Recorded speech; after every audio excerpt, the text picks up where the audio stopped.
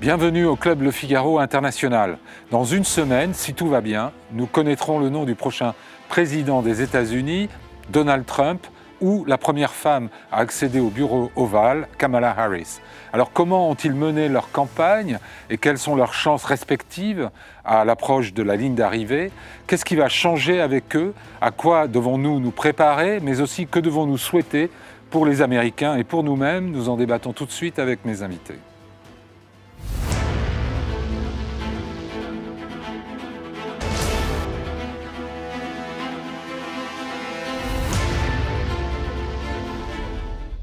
Alix Frangel-Alves, bonsoir. Bonsoir.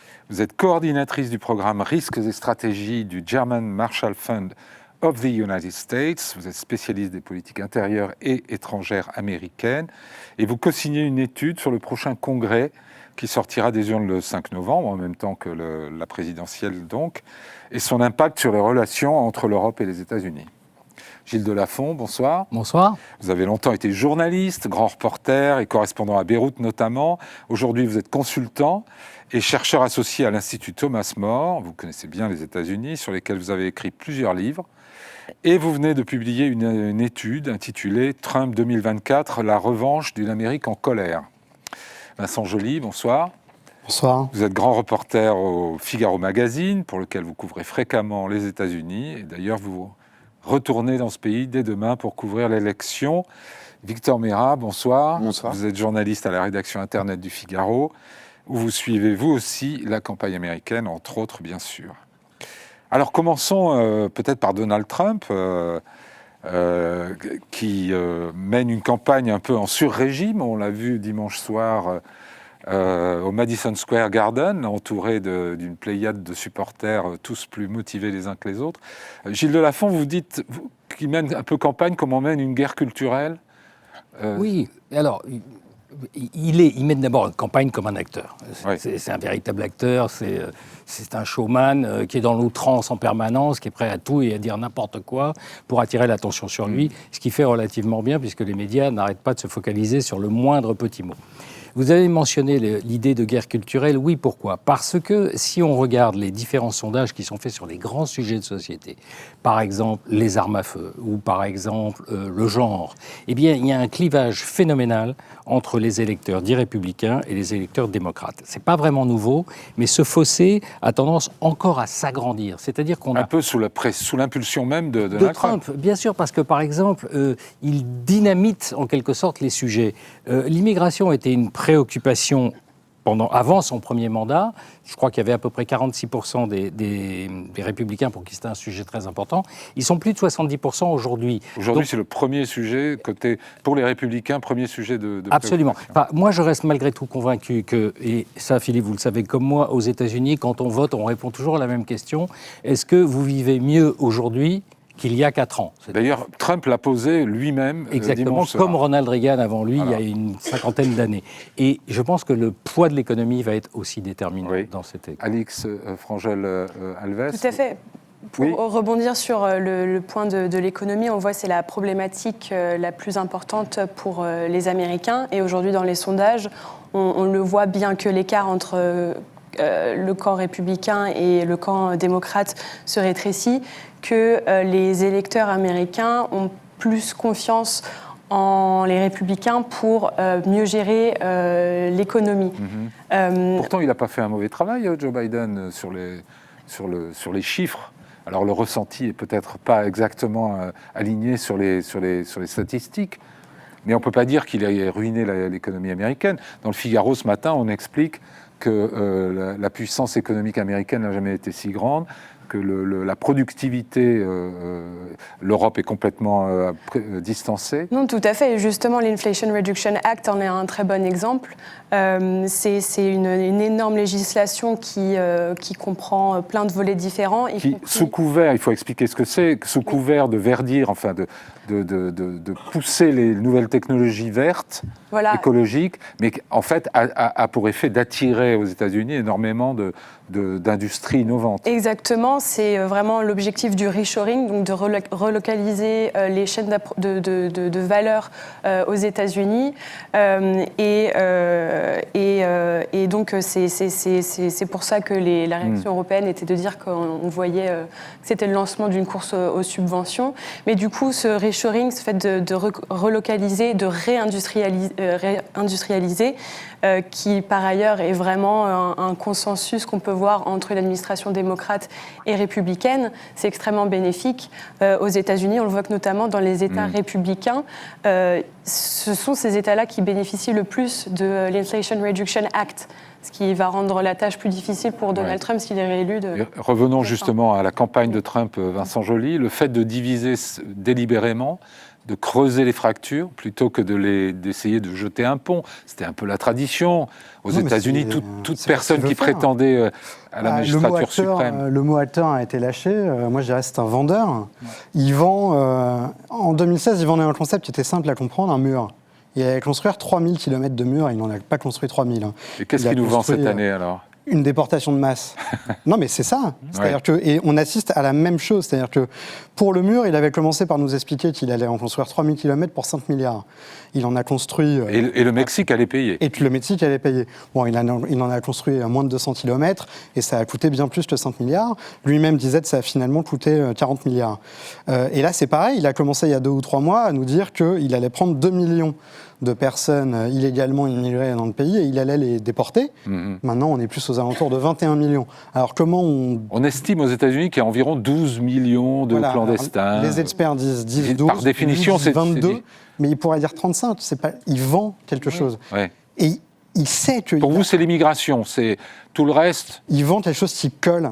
Il vend une marque qui colle à ses électeurs. Et vous aurez beau dire à un électeur dans l'Ohio, dont l'usine a été rouverte par Joe Biden, il votera Trump parce que Trump est bien meilleur vendeur que Kamala Harris. Gilles Delafont. Oui, c'est très intéressant l'histoire du mur lors de la première campagne. Il l'a lui-même raconté.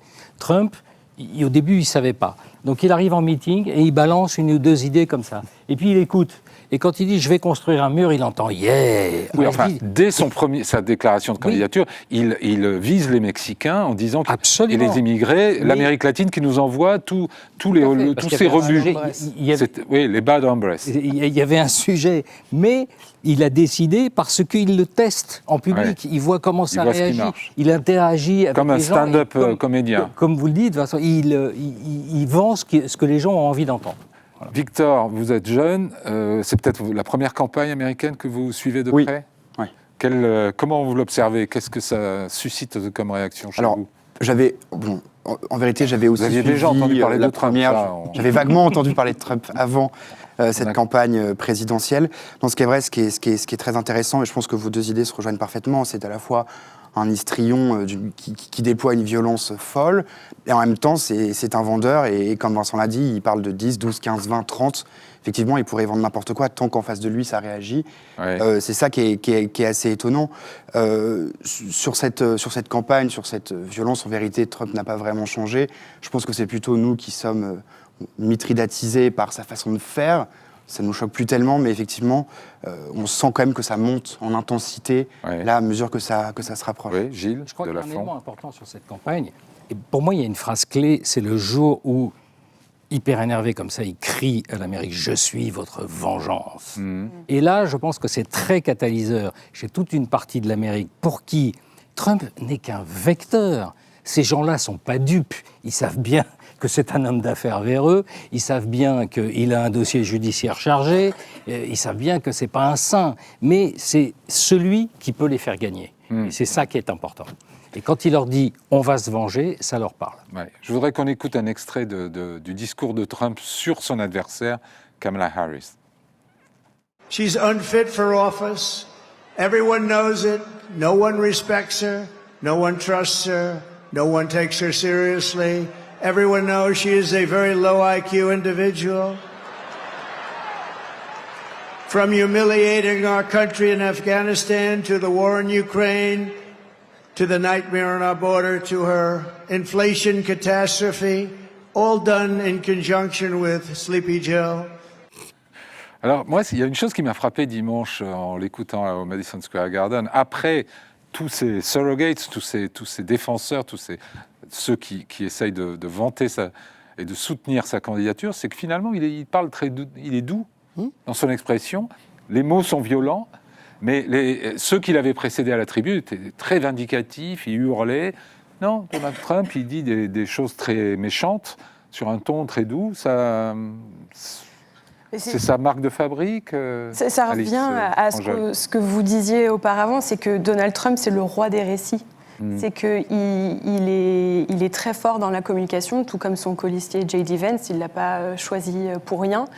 Et aussi, je pense que ces derniers temps, en tout cas peut-être dans la bulle médiatique démocrate, il y a eu beaucoup de retours, comme d'habitude, très négatifs sur la manière dont Trump s'exprime, qui est très violent, oui, il y a eu plusieurs réflexions colère. Un peu en dessous de la ceinture.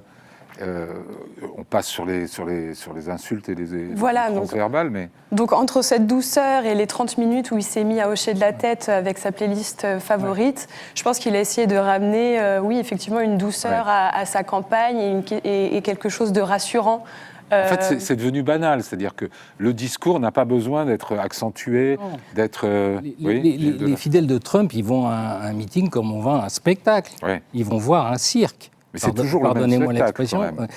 Nous qui avons suivi plusieurs c'est toujours le même. Meetings, mais à chaque fois, ils se disent, ils sont en quête de le voir franchir des lignes rouges, en gros. Je voudrais vous lire une analyse de Tom Nichols dans The Atlantic, magazine américain, et il explique que ses supporters veulent qu'il soit offensant parce que ça fait peur à leurs ennemis politiques. Si Donald Trump faisait campagne sur l'assurance maladie et le prix de l'essence, il perdrait. C'est l'agent de la revanche sociale, ce que vous disiez tout à l'heure. Mais moi, je pense qu'il est la quintessence d'une certaine forme de dégénérescence américaine aujourd'hui, dans le sens où sa communication est totalement en adéquation avec l'époque. Si je devais faire un parallèle, je dirais c'est un rappeur. Il dit des gros mots, il parle mal des femmes et il fait beaucoup d'argent. Voilà. Il est complètement, dans son époque. Alors que Kamala Harris, elle fait une campagne des années 2000. Victor, à ce sujet-là, vous dites il manque que la tenue. Il n'y a pas si longtemps, lors d'un meeting à New York, il avait fait monter sur scène deux jeunes rappeurs, et il avait lancé goguenard à la fin de son meeting. Il me faut les mêmes, en parlant des dents d'un des rappeurs qui portait des grilles, c'est-à-dire des espèces de diamants qu'on plaque sur les dents. Et vous dites, on dirait un rappeur. Et en fait, il y a une espèce de miroir. À la fois, à l'époque, Trump, c'était le symbole de la réussite. Il était cité par à peu près tous les rappeurs américains. Et aujourd'hui, c'est lui qui fait monter sur scène les rappeurs américains. Et ce sont les rappeurs américains, mais aussi des influenceurs, des stars urbaines, qui ne sont pas forcément très connus en France, mais qui là-bas ont vraiment des gens derrière eux qui le soutiennent, que ce soit sur les réseaux sociaux en se montrant en photo avec lui, ou carrément maintenant en venant avec lui dans des meetings. Mais on s'appesantit beaucoup sur la forme et sur la personnalité, évidemment, de Trump, mais tout de même, est-ce qu'il n'y a pas des facteurs objectifs ? L'inflation, on en a parlé, l'immigration, les impôts, qui peuvent justifier pour des tas d'Américains de voter pour Donald Trump, au-delà du verbe, au-delà des outrances même, dont certains... Mais vous l'avez dit au début, c'est cette fameuse guerre culturelle. Quand il dit « je suis votre revanche », c'est toute cette Amérique que moi j'appelle en colère, mais qui l'est depuis un moment, qui veut mettre dehors la gauche, c'est-à-dire tous les démocrates, tous les wokistes, et qui veulent, comme ils disent, récupérer leur pays pour maintenir un mode de vie à l'américaine qui a tendance à se dissoudre sous les coups de boutoir de la mondialisation. Et ces gens-là, effectivement, le choix, je le redis, Trump n'est pour eux qu'un vecteur. C'est la défense de leur Amérique. Il est, d'un point de vue purement moral, le moins bien placé pour le faire. Mais c'est pas grave, ils savent, les Américains, ces fidèles, savent qu'il peut les faire gagner. Mais alors quand même, il y a une question cruciale qui a d'ailleurs été mise sur le débat politique par les généraux qui, un temps, ont servi Donald Trump. Donald Trump est-il fasciste ? Vincent Joly ? Question facile. Ça tombe sur moi. Oui. Non, Le mot a été lâché par John Kelly, qui était le secrétaire général, enfin de la Maison-Blanche. S'il l'est et qu'on veut le battre, agiter le mot ne sert à rien. Ça, c'est absolument certain. Mais à votre avis, est-ce qu'il y a... Quand John Kelly dit, il coche les cases du dirigeant illibéral qui veut emprisonner ses ennemis, qui a une idéologie de... En fait, il dit beaucoup de choses. Lock her up, c'était pour Hillary. Il dit énormément de choses. Mais c'est pas pertinent, cet adjectif, c'est déplacé. Moi, Alix, qu'est-ce que vous en pensez? Je pense que je suis d'accord avec le fait d'employer ce mot n'est pas forcément productif, parce que la plupart des démocrates, parce que du coup, Kamala Harris, ces dernières semaines, on voit un peu une trumpisation justement de Kamala Harris. Elle ne dit plus que ça, en fait. Elle s'attaque plus. Attention, danger. Elle s'attaque plus à Trump, alors qu'avant, elle esquivait ses propos pour montrer son calme et l'envie de tourner la page justement sur les années Trump ou ces violences. Du moins verbales, et que en fait, voilà, les démocrates n'attendent pas à ce qu'il y ait plus de virulence vis-à-vis de Trump de la part du camp démocrate. On y reviendra quand on essaiera d'examiner les scénarios de l'après. Victor Meira, vous avez un avis là-dessus? Vous pensez que c'est aussi une étiquette qui, électoralement, est contre-productive? Moi, je pense que ce ne sont pas des arguments qui fonctionnent. Ouais. Je ne pense pas que ce soit productif. Je n'y crois pas. Bon. Alors, après, je pense que c'est important d'en parler pour aussi prévenir dans le scénario où on voit un gouvernement unifié avec maintenant une Cour suprême qui a super majorité républicaine, où il y a la possibilité qu'il agisse d'une manière non démocratique. Non démocratique, Bon. parce que c'est ce qu'il a dit. Hein. Ouais. Il l'a dit. Les institutions américaines sont Lafont. quand même ce qu'elles sont. Je veux dire, c'est une démocratie qui est vivante. Le vrai danger, c'est si effectivement on a la conjonction d'une victoire de Trump à la présidentielle, d'une victoire des Républicains au Sénat et à la Chambre, plus la Cour suprême qui l'aurait acquise. Là, il aurait tous les pouvoirs. Là, il aurait tous les pouvoirs. Mais avec l'assentiment d'un Parlement élu. Il faut dire aussi ce Un qui mot est. sur le facteur Elon Musk.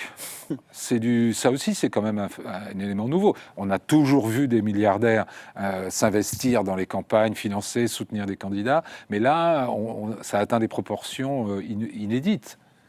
Vincent, parce que Elon Musk est inédit. Vous venez de le dire. Déjà, on parle de sommes inédites. Oui, de sommes inédites, oui. 45 millions de dollars directement à Trump, et il y a un comité d'action politique qui aurait reçu 185 milliards. Millions, ils ont déjà influencé des élections. Ils ont fait en sorte que des candidats, notamment en Californie, qui n'étaient pas favorables et qui voulaient réguler... Parce que, encore une fois, Elon Musk, il n'est pas fou. Il ne fait pas ça juste par amour de Trump, il fait ça aussi par pragmatisme. Tesla gagne beaucoup d'argent. Il a l'air très enthousiaste, hein. On le voit sautiller sur la... Oui, vu ses résultats financiers, je serais content aussi, je sautirais aussi.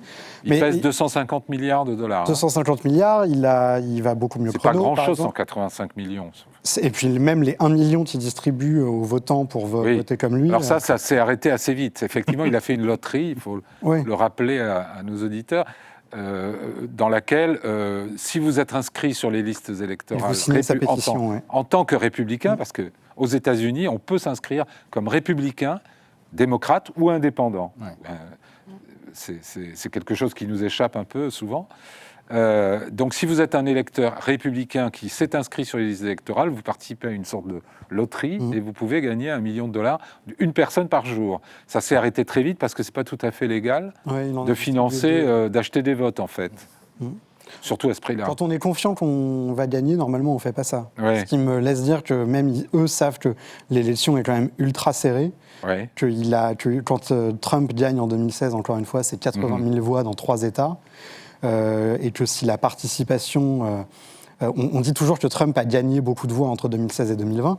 Joe Biden a été élu avec 80 millions de voix, qui est plus qu'aucun président dans l'histoire récente. Et Trump a perdu avec plus de voix qu'aucun candidat républicain n'en avait jamais reçu. Et y compris que Barack Obama. Juste un mot sur les tentatives d'assassinat, 2 tentatives d'assassinat.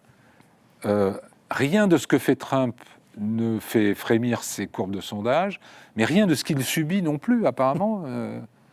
Ça a aidé Ça ne fait que galvaniser sa base électorale et ses supporters, parce que ça peut avoir des conséquences sur leur détermination. Ça alimente l'image qu'il porterait de victime qu'il a face à la... Là, pour le coup, c'est vrai que quand on vous tire à 1 centimètre de la tempe... S'il doit rester c'est quand même dangereux. S'il doit rester une image de cette campagne électorale, c'est cette fameuse photo incroyable où il est là et il a un réflexe politique extraordinaire ce jour-là. C'est phénoménal, ça. C'est-à-dire qu'il se relève avec du sang, un bout d'oreille arraché, du sang sur la joue, et il a... Et il dit à ses gardes du corps, attendez, je récupère mes chaussures. Et vous verrez Parce qu'il a perdu ses chaussures. Oui. Ah bon. Vous l'entendez au micro quand il est par terre, il dit à ses gardes du corps, il vient de se faire tirer dessus quand même, et il dit à ses gardes du corps, attendez, je récupère mes chaussures, parce qu'il veut partir correctement. Et si il devait être élu, dans l'histoire, la photo de la victoire, ça sera ça. Ouais. Victor ? Complètement d'accord. Selon moi, c'est la photo de la campagne, je pense. Vous connaissez un autre pays où il y a des campagnes électorales aussi folles ? Je ne pense pas. Ou alors, on ne s'y intéresse pas, nous, Français. Mais cette campagne peut-être ça, en folle. Indonésie. Et cette image illustre bien. Mais en même temps, je ne connais pas un autre pays où il y a un système électoral complètement aussi délirant. C'est-à-dire que c'est une démocratie. C'est quand même un peu archaïque. Oui, c'est une démocratie où celui qui a le plus de voix ne gagne pas. Oui. C'est quand même, quand on y pense, relativement délirant si on réfléchit. Si on était en France. Alors, puisque vous avez mis le doigt dessus, il faut expliquer le système. C'est un système, je dois expliquer le collège électoral, quel impact ça a ? Le fait que finalement on fait campagne aujourd'hui dans 7 États dits clés ou pivots qui ne sont pas les plus peuplés. Si chaque voix, si c'était le suffrage universel direct, la campagne se déroulerait entre New York et la Californie, en gros. Mais elle serait jouée surtout. En termes d'écart d'intention de vote, je pense qu'il n'y a même pas... Si on là, c'est quand même très serré. On peut regarder les sondages, mais Kamala Harris est donnée à 1 point devant Donald Trump dans le vote populaire. Ce qui est insuffisant pour garantir une élection avec le collège électoral, puisque les États ruraux du milieu de l'Amérique étant surreprésentés, il faut, on dit, entre 3 et 4 points d'avance à un démocrate dans le vote populaire pour avoir une bonne chance de remporter le collège électoral. En gros, Hillary Clinton a perdu avec 2% d'avance en 2016, et Donald Trump a gagné avec... Joe Biden a gagné avec presque 4% d'avance en 2020. Donc ça, c'est le système. On voit les 7 États clés. C'est là que tout se passe, la Pennsylvanie, la Géorgie. Les États bleus sont moins nombreux, mais ils sont plus peuplés. Les États rouges sont plus vastes, plus ruraux. On y trouve plus d'armes, plus de bétail et moins d'habitants. Et c'est l'âme de l'Amérique, c'est l'histoire. C'est l'âme de l'Amérique. C'est hérité de la Révolution américaine. Le hinterland, c'est ce qu'on appelle flyover America. Et ça a toujours été. Les touristes vont d'une côte à l'autre et en général ne s'arrêtent jamais au milieu. Voilà. Et les journalistes arpentent beaucoup le milieu, l'entre-deux. Alors venons-en à Kamala Harris. Qu'est-ce que vous pensez de sa campagne, Alix Frangel ? Sa campagne a évidemment des points positifs et négatifs. Tout d'abord, elle a quand même su rebondir sur l'abandon de Biden et a apporté quand même un nouveau souffle. Elle a encouragé l'abandon de Biden quand même. Et, bien sûr, et a vraiment redynamisé la base électorale démocrate qui était complètement démoralisée ou désespérée et fatiguée de voir Biden qui faisait de plus en plus de gaffes. Pourtant, donc elle a démarré en flèche et puis ça a plafonné là, semble-t-il. Elle a démarré en flèche parce qu'en fait, et ça plafonne maintenant parce qu'elle adopte, elle et son équipe et sa campagne, une stratégie du flou, où il y a un manque de vision stratégique. Et donc c'est une stratégie où ça passe, où ça passe. Elle n'offre pas de vision de ce qu'elle veut faire de l'Amérique ? On ne sait pas. Par exemple, en matière de politique étrangère, tout ce qu'on dit pour l'instant, c'est qu'il y aura une certaine continuité. On peut toujours être surpris, mais il y aura une certaine continuité. Pareil, on parlait de l'Inflation Reduction Act, elle va continuer à implémenter toutes les parties de cette énorme législation-là. Mais du coup, le problème de cette stratégie du flou, c'est qu'elle ne donne pas de détails. Et dès qu'on lui pose des questions sur sa politique économique, elle est tout de suite dans l'embarras.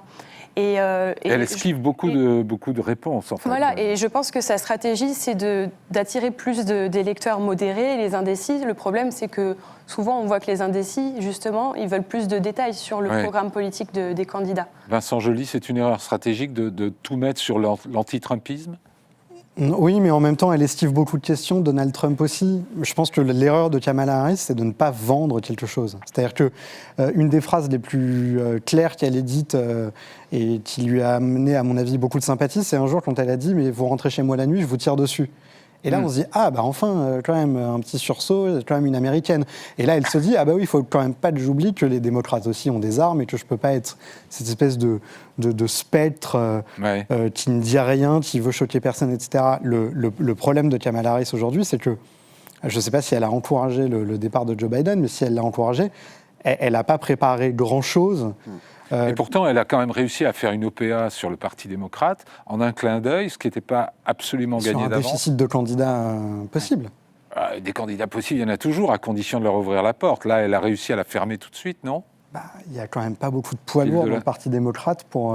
Non, Gilles Delafont, là-dessus ? Je crois qu'il n'y avait pas beaucoup de poids lourds. Je crois que d'abord, en coulisses, c'est beaucoup plus Barack Obama que Kamala Harris, qui a tiré les ficelles pour faire sortir Joe Biden.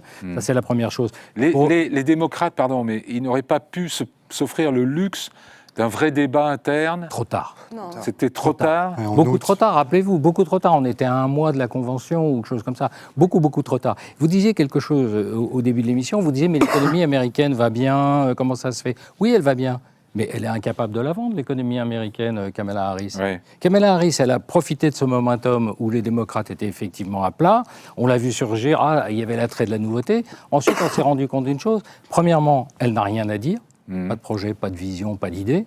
Et deuxièmement, le Parti démocrate est en crise, complètement bouffé sur son aile gauche, dont on n'est pas sûr d'ailleurs qu'une bonne frange ira voter.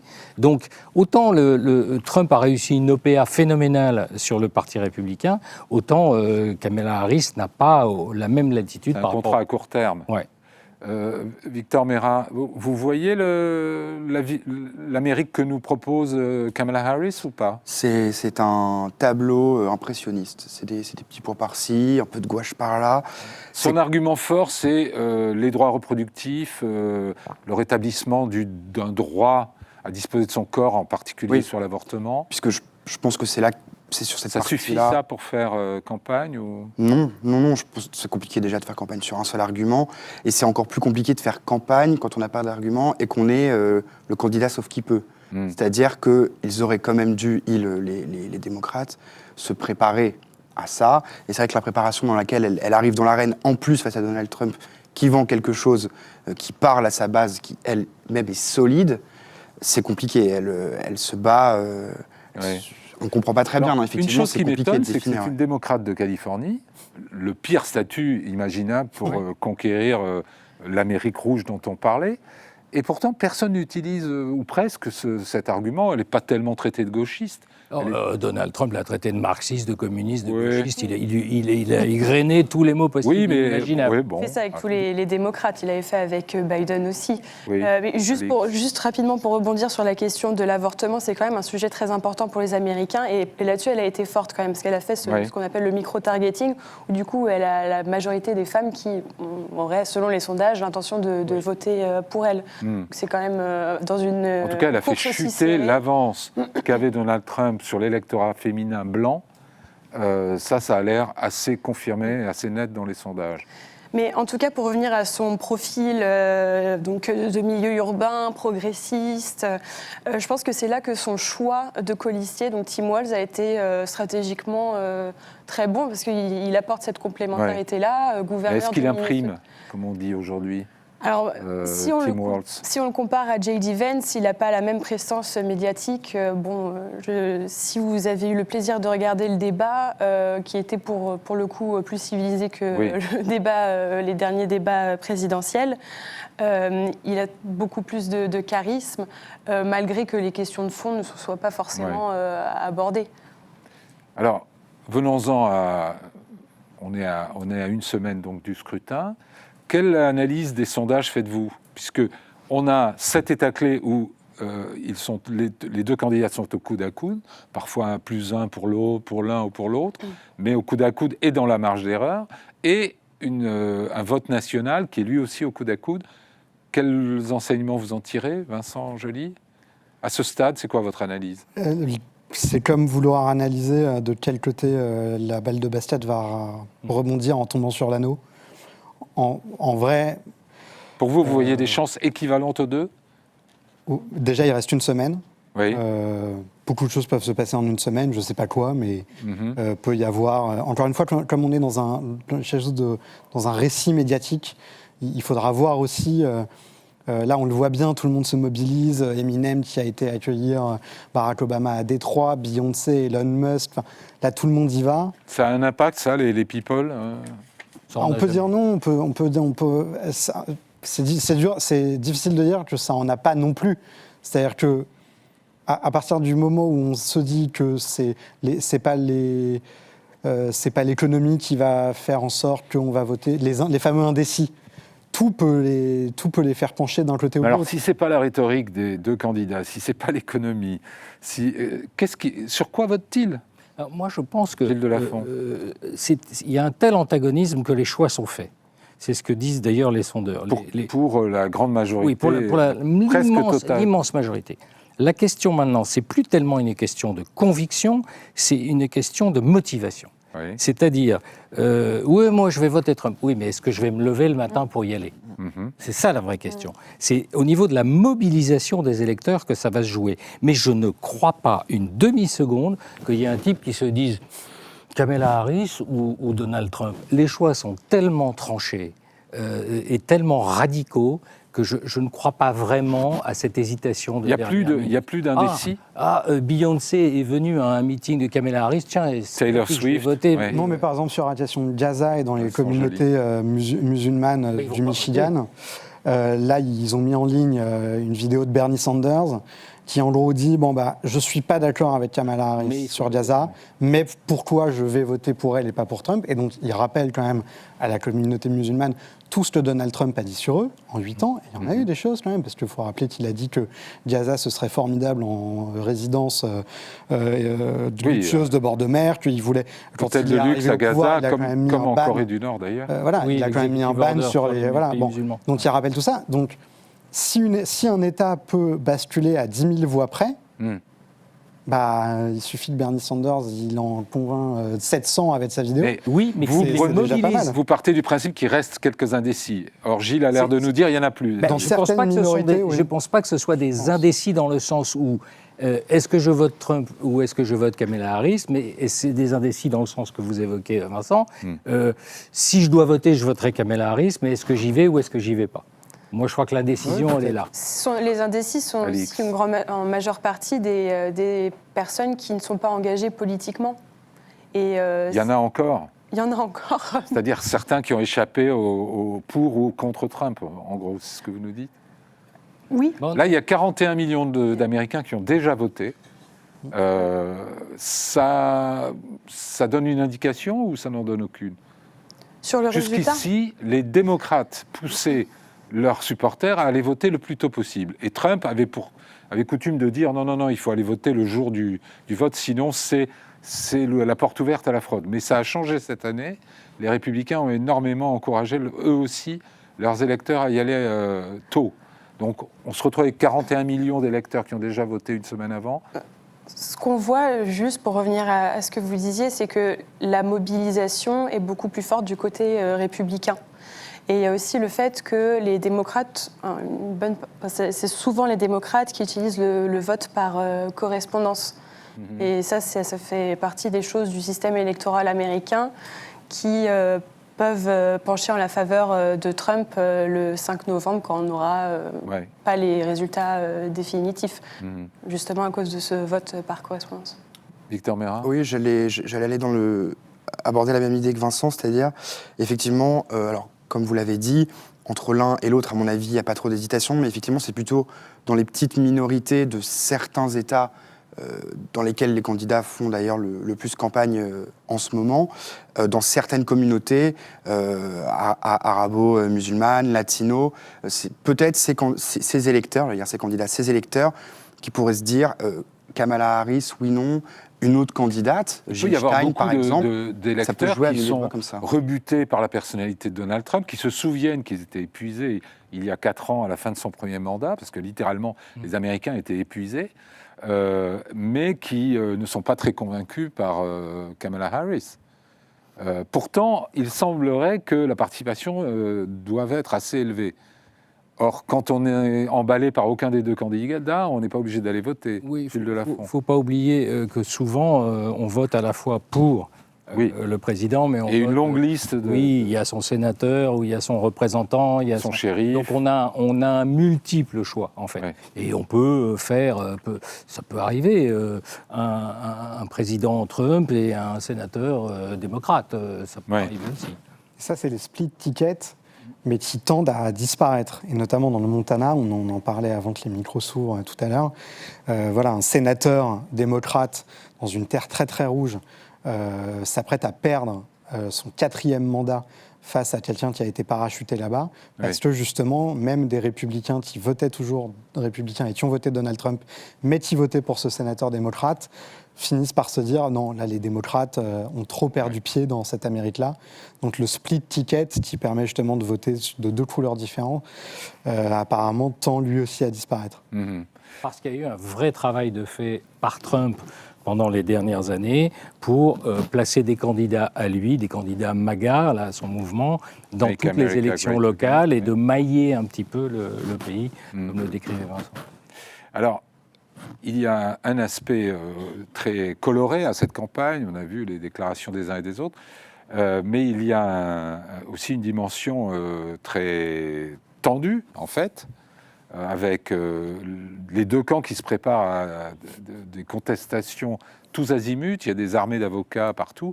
Bon, c'est un peu traditionnel, mais là, ça a pris des proportions très grandes.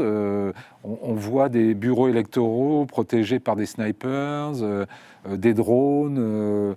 Je crois en Arizona, ils ont prévu 700 policiers pour garder uniquement les lieux où seront dépouillés les bulletins.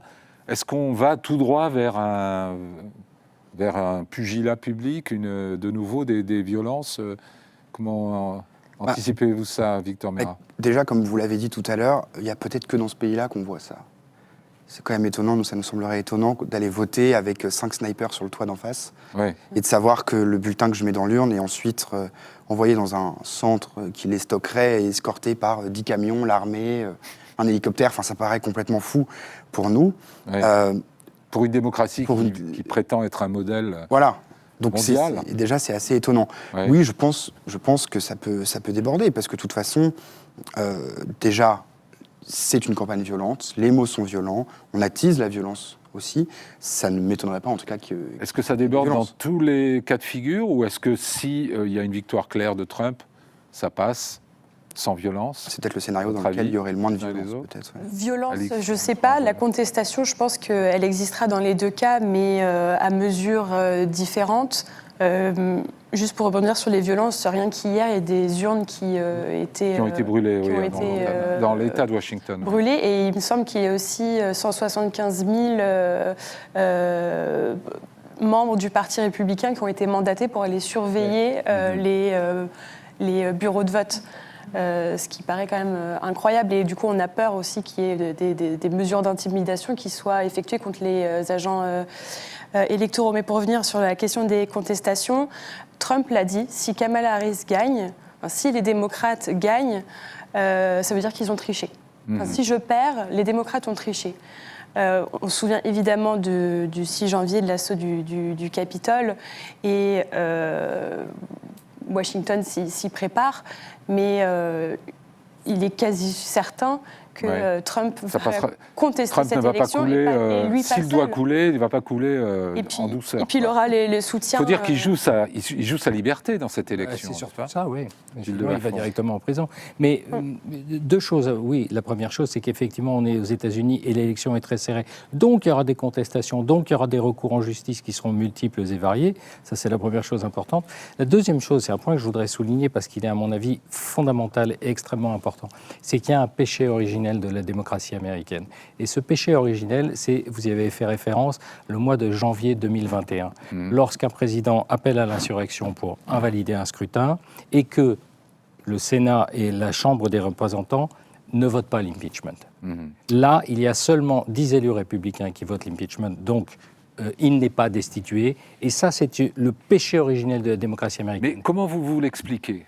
Vous connaissez bien les États-Unis, vous savez que c'est un pays où il y a cette religion patriotique. Non seulement le Congrès n'a pas impeach, mais les Américains ont passé l'éponge, Oui, mais de facto. c'est là le plus intéressant, parce que si vous refaites les momentum de cette époque-là, le 6 janvier au soir, Donald Trump quitte Washington, il part à Mar-a-Lago en Floride, il est totalement banni, il est fini, il est mort politiquement. Dans la journée du 6 janvier, même les élus républicains les plus pro-Trump avaient appelé la Maison-Blanche en disant il faut arrêter ce truc-là. Et le soir du 6 janvier, tous autour de Liz Cheney travaillent à l'impeachment de Donald Trump. Qui doit être destitué, c'est un fait acquis.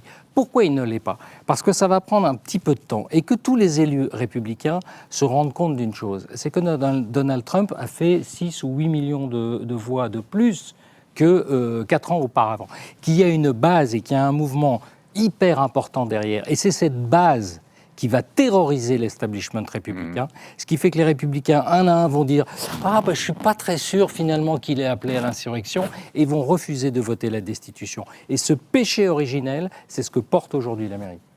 Alors, essayons d'aborder ce qui se passerait au lendemain de l'élection. On a vu probable contestation. On va écouter ce que dit Donald Trump de ses amis dirigeants internationaux. And Putin and the whole group, Kim Jong-un, they're tough guys out there. They're tough and they're smart and they're streetwise and they're at the top of their game. And we don't have that. We're like a garbage can for the rest of the world to dump the people that they don't want. Alors, Donald Trump, dans son discours dimanche dernier au Madison Square Garden, il a dit « Ma rhétorique vous protégera de la guerre ». Et il a dit quelques jours auparavant dans une interview au Wall Street Journal où on lui demandait qu'est-ce que vous feriez s'il y avait un blocus chinois de Taïwan. Il a dit ça n'arrivera pas parce que Xi Jinping, le président chinois, sait que je suis complètement taré. Je cite.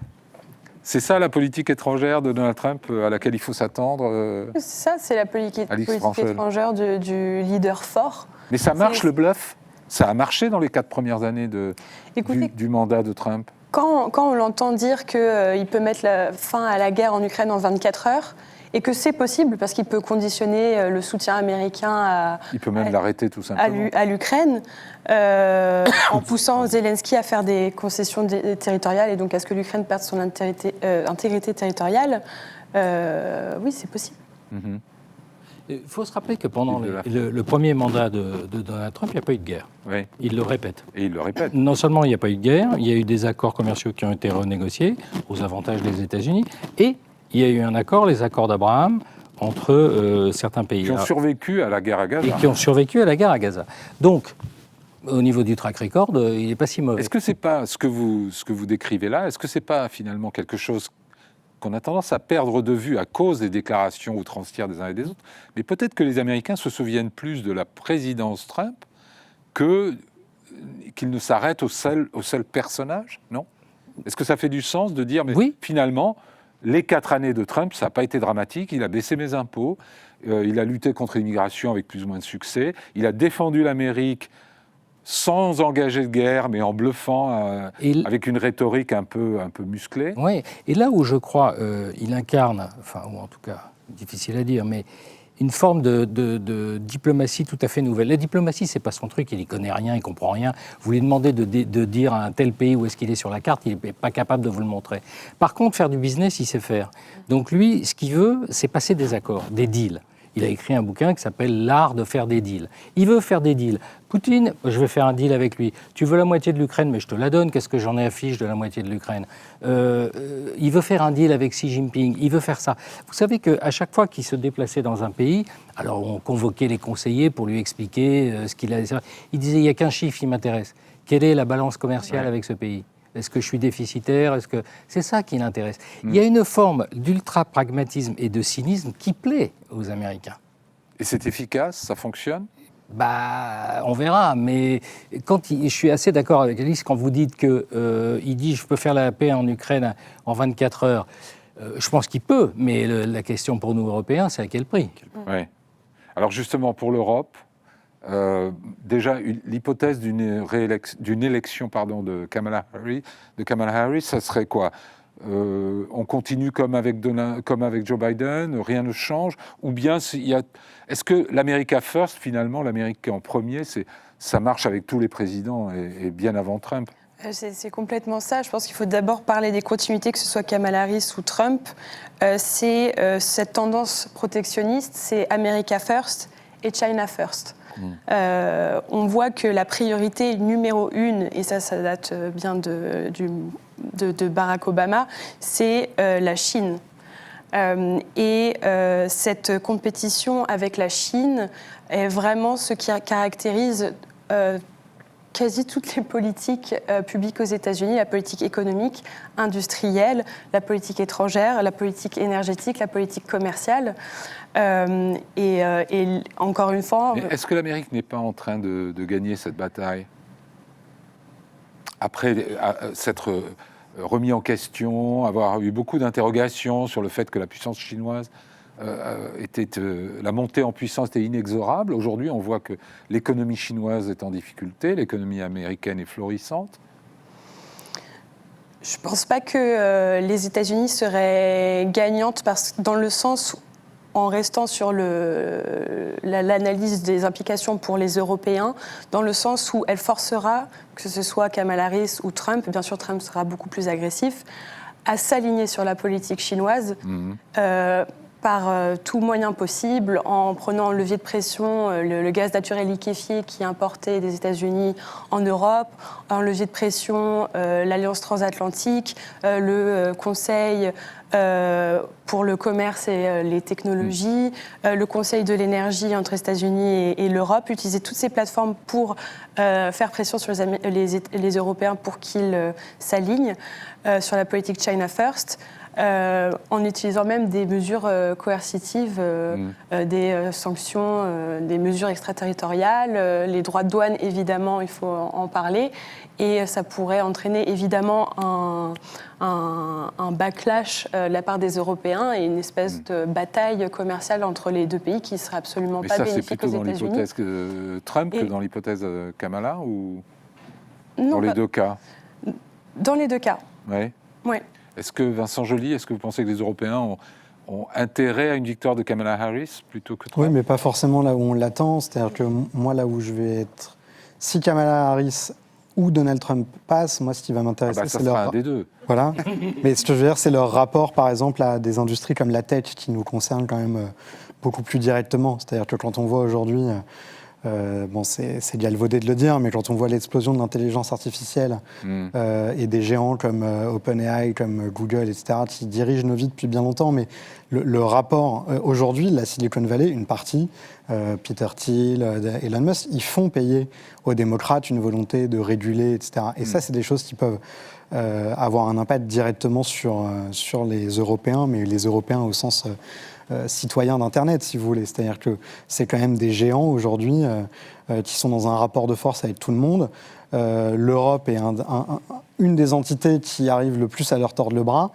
Et ils ont envoyé un message très clair aujourd'hui à Kamala Harris et à Joe Biden. C'est-à-dire que cette volonté de les réguler à tout prix, ils n'aiment pas ça. Ouais. Et alors, comment Trump ou Harris se comportera une fois qu'ils seront à la Maison-Blanche, ça m'intéresse. Et quant à l'Ukraine, alors moi je ne sais pas si Donald Trump va dire à Zelensky on arrête ou on continue. Je rappelle toujours que la plus grosse industrie aux États-Unis, c'est des armes. Ils aiment beaucoup en fabriquer, ils aiment encore plus en vendre. Oui. Ils ont besoin toujours c'est Eisenhower qui disait dès les années 50, le complexe militaro-industriel aux États-Unis, il a toujours besoin de tourner. Et il tourne très très bien avec l'Ukraine. Oui. Victor Meira, est-ce que vous pensez que les Européens doivent s'inquiéter du résultat de cette élection ou finalement c'est loin, ça ne changera rien pour nous? Alors, déjà, c'est pas loin temporellement parce que c'est dans une semaine, c'est pas loin géographiquement. Oui. Géographiquement, c'est un peu plus loin. C'est un peu plus loin, mais dans les implications que ça aura sur nous, vous venez tous de le dire de manière très claire, s'inquiéter peut-être plus avec Donald Trump qu'avec Kamala Harris, mais en tout cas, oui, c'est des résultats qui vont être guettés, c'est évident. Ouais. Les Européens devraient se prendre en main Ah bah oui, c'est pas moi qui le dis, c'est Mario Draghi, donc, qui a fait un rapport pour expliquer qu'il fallait investir 800 milliards, sinon dans 20 ans, on n'existe plus. Donc ça a été dit, mais pas vraiment entendu, je crois. Il y a un risque de décrochage il y a un aujourd'hui, risque de décrochage en termes d'innovation, de phénoménal productivité. de l'Europe. Maintenant, ma question, elle est toute simple. En matière de coup de pied aux fesses, qui mettrait le plus sérieux coup de pied aux fesses à l'Europe? Est-ce que ça serait Donald Trump ou est-ce que ça serait Kamala Harris? Kamala Harris, c'est reculé de 4 ans peut-être, la prise de conscience. Pas totalement, parce que je pense qu'il y a un glissage quand même à droite du Parti démocrate aussi et vers l'isolationnisme et le Et protectionnisme. vous êtes pour le coup de pied aux fesses maintenant? Moi, je suis pour que l'Europe se réveille et quand on va lui expliquer il n'y aura plus un soldat américain au sol en Europe, par contre, c'est vous qui allez mettre vos soldats, c'est vous qui allez payer, Ouais. faudra se réveiller. Est-ce qu'il y a une incompréhension de la part des Européens de ce qui se passe aux États-Unis? On a beaucoup parlé de cette élection presque comme d'un spectacle qui nous fascine, qui nous étonne, qui nous choque. Mais est-ce qu'il y a un déficit de compréhension, selon vous, Alix Frangel? Peut-être, mais je pense que ce qui se passe aux États-Unis fait aussi écho à ce qui se passe en Europe. On l'a vu avec les élections du Parlement européen. Oui. Justement, si Trump retournait à la Maison-Blanche, ce serait un signal fort. Il aurait un certain nombre d'alliés en Europe. Exactement, et ce serait un signal fort pour Orban, certains Meloni et pays d'autres. d'Europe centrale et de l'Est. Oui. Un mot là-dessus, Gilles Delafont? Là-dessus. L'élection a lieu le 5 novembre. Le 7 novembre, à Budapest, vous avez un sommet européen qui sera présidé par la Hongrie. Et donc par M. Viktor Orban, dont Donald Trump dit qu'il est son modèle. Absolument. Bon. Et Donc, qui œuvre à le devenir. On a un article ce matin dans le Figaro qui l'explique. Qu'est-ce qui va se passer le 7 novembre à Budapest si Trump est élu président des États-Unis? Vous allez avoir Viktor Orban qui va se lisser les moustaches et qui va dire j'ai mon copain, moi, qui a été élu aux États-Unis démocratiquement, qui représente donc une réelle volonté.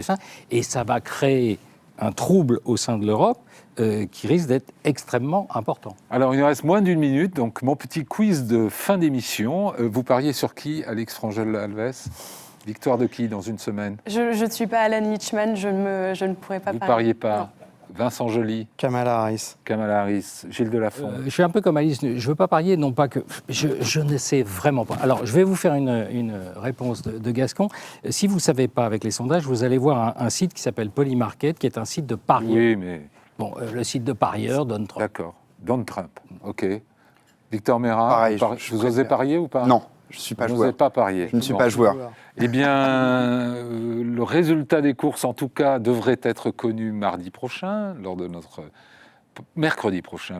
prochain club international. S'il n'est pas connu, eh bien, il y aura aussi beaucoup à dire sur les disputes en cours aux États-Unis.